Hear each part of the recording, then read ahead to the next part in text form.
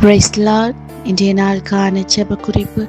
கர்ப்பத்தின் கனிக்காக காத்திருக்கிற பிள்ளைகளின் ஆசீர்வாதத்திற்காக ஜெபிப்போம்.